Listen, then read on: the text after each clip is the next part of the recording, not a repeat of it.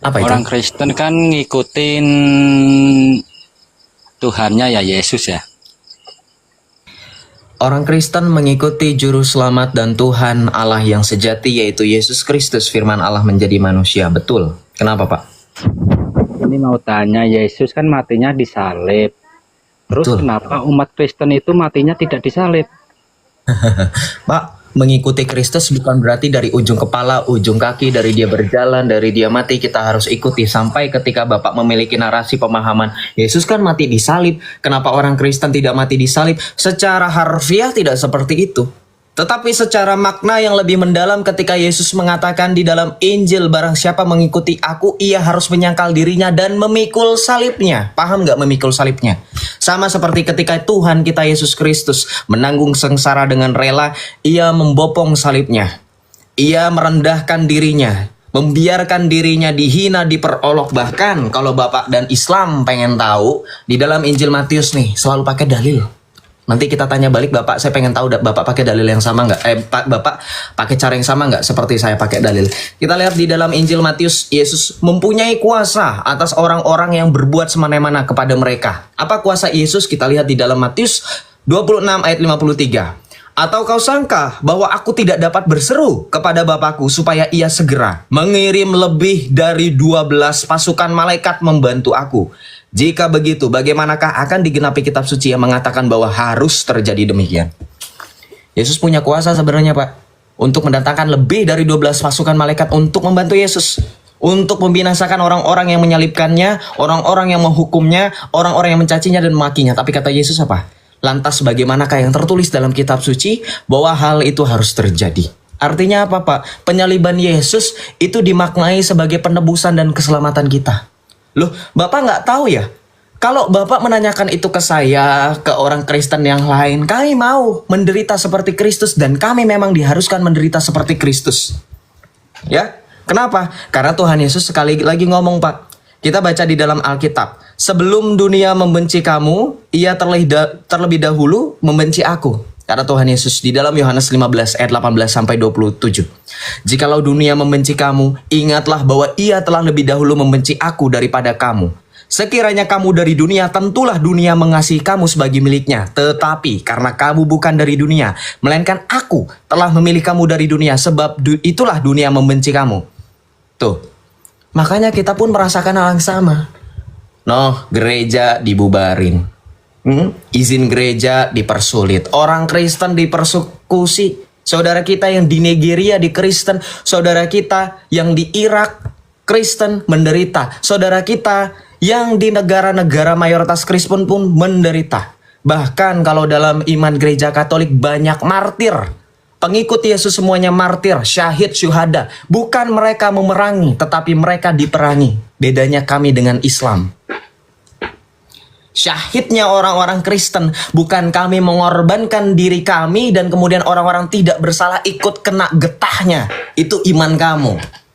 Duar, apa kabar? Tetapi iman orang Kristen, ketika orang Kristen berhadapan dengan orang-orang yang bahkan mengancam nyawanya, orang Kristen tetap bertahan sampai titik darah penghabisan.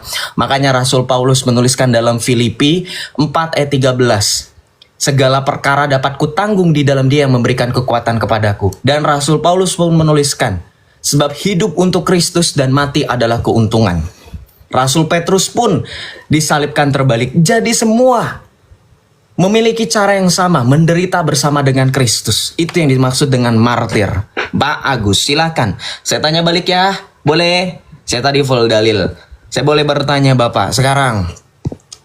Di dalam Islam, saya tanya, Pak, silakan fokus. Saya tanya balik, Bapak open mic-nya. Pakai dalil ya, Pak ya. Saya pakai dalil. Jangan kabur kayak yang tadi kabur, Pak ya. Jangan kabur. Oke? Jangan kabur. Saya bertanya, Bapak lihat kamera dulu. Bapak nggak kedengeran suaranya. Percuma ngomong begini-begini. Makanya lihat kamera, Pak. Jangan grogi. Saya tahu memang aura-aura pengikut Kristus bikin kalian gentar kan? Ya. Buka kak mic-nya, Bapak saya tanya, giliran saya bertanya. Dalam diskusi, Bapak bertanya dan Bapak siap untuk ditanya. Itu hal yang wajar. Silakan dibuka. Saya bertanya simpel. Ya, saya mau bertanya Bapak. Di mana dalil? Di dalam Islam, orang Islam akan masuk ke dalam surga. Di mana dalilnya, Pak? Silakan, Pak. Dibuka dulu mic-nya, Pak. Bapak nggak dengerin saya, disuruh buka mic-nya. Ini cuman Bapak dan Jibril yang ngobrol nih.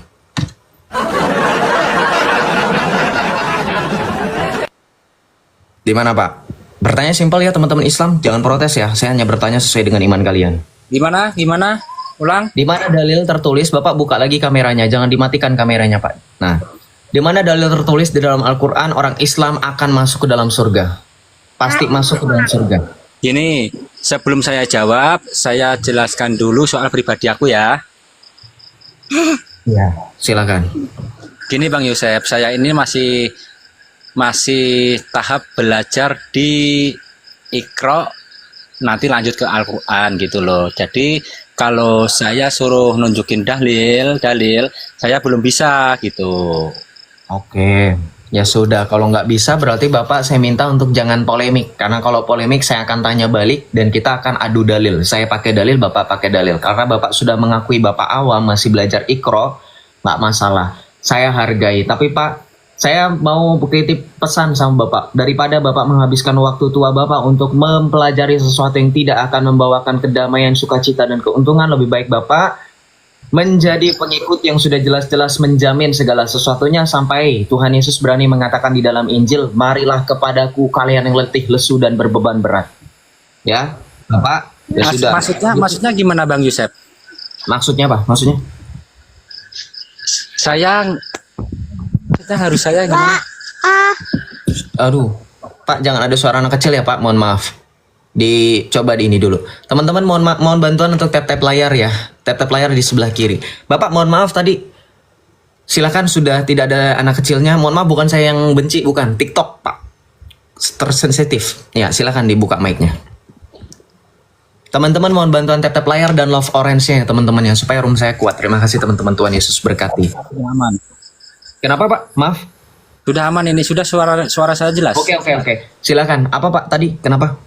Ya tadi kan waktu Bang Yosep itu masih ngasih saran, saya masih ada anak saya ini. Jadi bisa bilang. Bisa. Di dalam Injil Matius bab 11 ayat 28 Bapak perhatikan, Bapak simak. Tuhan Yesus berkata, marilah kepadaku semua yang letih, lesu, dan berbeban berat, aku akan memberikan kelegaan padamu. Yesus adalah satu-satunya jawaban. Yesus adalah satu-satunya solusi atas segala permasalahan karena dia mampu menyelesaikan itu semua.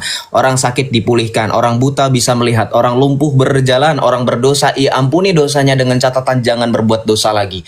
Orang yang binasa ia selamatkan. Karena Yesus adalah satu-satunya jawaban, Pak. Terbukti. Silakan. Apa yang mau ditanya lagi, Pak? Enggak, yang terakhir itu loh. Saya kurang merespon itu yang pas Bang Yosep ngomong terakhir itu loh, yang saya kan masih tahap belajar di yang ngomong terakhir itu loh, gimana, kurang respon saya tadi. Ya, saya mantan Islam. Saya juga dulu sama, belajar dari Iqra, dari alif, ba, ta, sa, jim, ha, kho, dal, ra, zain, sin, dan seterusnya. Sampai saya bisa baca Quran, sampai saya hatam Quran, nggak menghafal ya, hanya hatam. Bikin tumpengan nasi kuning berkali-kali. Tapi saya menemukan satu-satunya jalan ketika saya berulang kali selama 17 tahun hidup saya sebagai orang Islam. Selalu berdoa, ihdinas siratal mustaqim. Tunjukkanlah kepada kami jalan yang lurus. Ternyata sudah ada yang memberikan jalan dan dialah jalan itu. Siapa dia? Di dalam Injil Yohanes bab 14 ayat 6. Ana huwa tariq al-haq al-hayya. Akulah jalan dan kebenaran dan hidup. Tidak seorang pun sampai kepada Bapa kalau tidak melalui aku. Dialah Yesus Kristus, kalamullah yang nuzul menjadi manusia. Maka ketika Bapak mempelajari Iqra sampai dengan nanti Bapak akan menuju Quran, saran saya lebih baik, Pak, kita tidak tahu umur kita sampai kapan. Lebih baik kita memastikan supaya kita selamat setelah kita menjalani kehidupan kita di dunia. Keselamatan itu hanya di dalam Kristus Yesus. Jangan sampai membuang-buang waktu, Pak. Saya memberikan pesan seperti itu. Silakan. Oh, berarti dulu sampean itu orang Islam, habis itu murtad gitu ya? Betul, saya meninggalkan kegelapan yang menyelingkupi dan menyeluruh sampai saya pada akhirnya menuju kepada terang yang sejati. Karena di dalam Injil Yohanes Bapak, dikatakan di dalam Injil Yohanes, di dalam Yohanes 1, kita baca ya. Dalam Yohanes 1 ayat 4. Di dalam Yesus ada hidup dan hidup itu adalah terang manusia. Terang itu bercahaya di dalam kegelapan dan kegelapan itu tidak menguasainya. Ya. Itulah Yesus, terang dan hidup. Suruh baca Yasin, yang begini Ringo lu naik sama gua. Diskusi. Waduh, Islam Gini Bang, ya waktu saya masih remaja, kecil sampai remaja sampai gede belum punya istri itu saya orangnya itu gimana ya? Soal agama itu kayaknya nomor 27 gitu loh. Langsung habis itu saya mencoba mendengarkan ceramah, tanya-tanya sama orang. Nah, saya tanyanya gini sama orang itu, apa memang benar sih Laut Merah itu sebelum ditemukan oleh peneliti apa tertulis sih di Al-Quran gitu? Saya bilang gitu. Oh iya memang ada di Al-Quran ada gitu. Langsung habis itu saya tanya lagi kan banyak itu ulama-ulama besar ngomong kayak gini. Di bawah laut di dasar air itu masih ada sungai gitu. Saya kayaknya kok nggak logika ini. Saya tanyakan lagi sama teman-teman saya yang di bidangnya Oke, lah. Pak, begini. Saya sering mendengar kayak gini. Sebentar bang. Saya kan ngomong belum sampai. Tadi abang ngomong saya dengerin gitu ya. Bukan didengerin, Bapak terpaksa saya mute, orang kelihatan kok di tampilan layar. Kalau nggak di mute, Bapak ngoceh terus, kelihatan kok. Udah jangan denial. Ya sudah, jangan bertele-tele. Intinya apa? Nggak ada suaranya. Bapak pakai headset ya? Atau gimana? Ini nggak ada kok, beneran. Kedengar nggak? Sekarang kedengeran. Dibuka lagi kameranya, Pak. Oke. Dibuka lagi kameranya, Pak. Oke, siap. Ya. Nah, gini, Bang. Setelah saya tanya-tanyakan sama 1, 2 sampai 3 orang itu bahkan lebih itu ternyata jawabannya sama. Gitu loh. Bahwa di Al-Quran itu memang ada sebelum ditemukan sama ahli-ahli peneliti itu loh. Terus dari situlah saya mulai belajar dan fokus sampai sekarang masih belajar gitu. Oke, Bapak mau saya bantah langsung. Begini. Ya, begini. Kebiasaan Islam, mereka mengagungkan kitab yang baru ada di abad ke-6 itu pun belum lengkap, belum utuh karena Al-Quran baru dikanisasi secara lengkap di Kairo tahun 1924. Loh iya, kalau memang Al-Quran dari zaman abad ke-6 katanya kan dihafal, dituliskan di pelepah, di tulang, di batu, mana manuskripnya? Mana klaim-klaimnya? Ada? Nggak ada. Pak, kita pakai logika ya teman-teman ya, abad ke-7. Abad ke-7, filsuf hidup di tahun sebelum Masehi saja, itu perkembangan peradaban mereka sudah bagus. Hanya di tempat jahiliyah kegelapan, mereka menganggap di abad itu baru ada seseorang yang membawa mereka pada terang. Padahal merekanya sendiri yang nggak mau belajar. Betul nggak teman-teman? Jadi menganggap, wah ternyata di kitab saya yang katanya suci itu ada mukjizat. Laut Merah itu Alkitab sudah tuliskan lebih dahulu. Kitab Keluaran ada di tahun berapa teman-teman? Sebelum Masehi. Kita baca dalam Keluaran 13. Kita baca dalam Keluaran 13 ayat 18 sampai Keluaran 14 ayat 31. Kita baca mengenai laut yang terbelah. Baru ada abad ke-7 tahun 700 Masehi nganggap belum ditemukan ahli. Ya orang tempatnya yang bersangkutan emang jahiliyah kok, nggak mau belajar. Keluaran 13 ayat 18 sampai dengan 14 ayat 31 gitu ya. Tetapi Allah menuntun bangsa itu melalui jalan memutar di padang gurun, perhatikan, menuju ke laut Teberau dengan barisan teratur orang Israel. Kemudian ketika kita baca di dalam Alkitab, Fir'aun mengejar orang Israel di Keluaran 14, kita baca Keluaran 14. Ya. Keluaran 14, berfirmanlah Tuhan kepada Musa, mengapa engkau berseru-seru kepadaku? Katakan kepada orang Israel supaya mereka melanjutkan perjalanan. Perhatikan, Keluaran 14 ayat 16. Sekarang angkatlah tongkatmu, ulurkan tanganmu ke atas laut dan belahlah airnya, sehingga orang Israel berjalan di tempat kering, di tengah-tengah laut. Udah ada dicatat Alkitab duluan, Keluaran 14. Keluaran 13 ayat 18 sampai dengan Keluaran 14. Al-Quran telat. Telat ribuan tahun. Telat ribuan tahun. Saya tanya sekali lagi teman-teman, kitab Keluaran tahun berapa? Kitab Keluaran tahun berapa?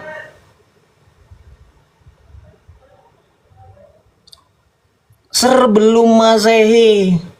1440 sebelum Masehi udah mencatat laut terbelah. Hah? Kemana aja Islam? Kemana aja Islam? Keluar dari goa.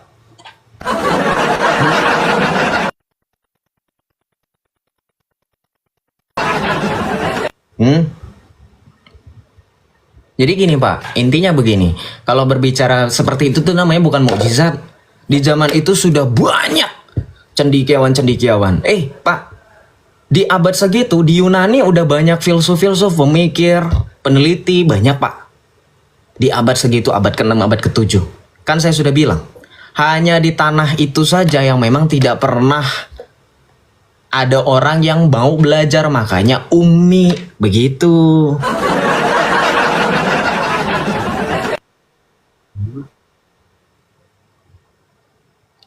Perhatikan, ya.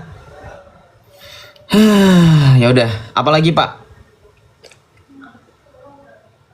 Apalagi Pak?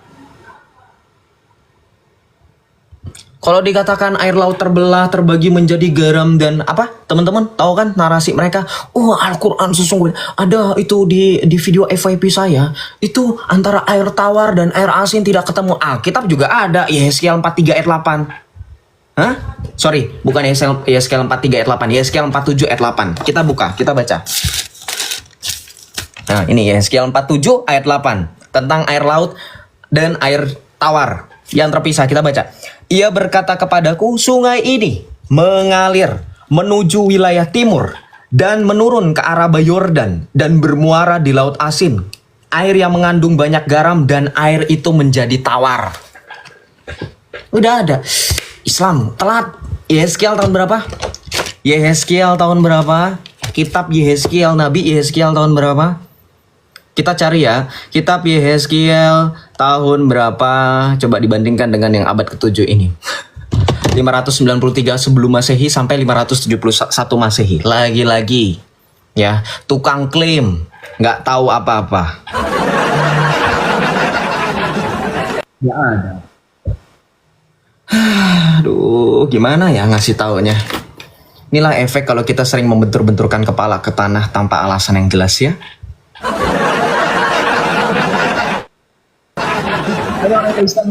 Sebelum kalian berhadapan dengan mereka yang tukang klaim, tutik, tukang tipu ya, karena saya sudah berasal dari mereka. Nih baca Alkitab, perbanyak baca Alkitab.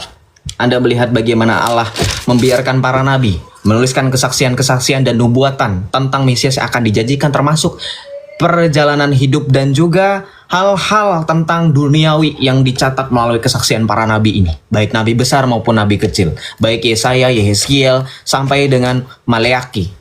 Ya, supaya kalian tahu dan supaya kalian terhindar dari tipu daya dan muslihat dari bapa segala dusta. Silakan Pak, ada lagi Pak yang mau disampaikan? Udah dibantah ya Pak, Alkitab sudah mencatat itu. Ribuan tahun sebelum Masehi, bayangkan Pak, sebelum Masehi. Yang katanya orang-orang Islam belum ada penemunya, belum ada. Anda saja yang mainnya kurang jauh.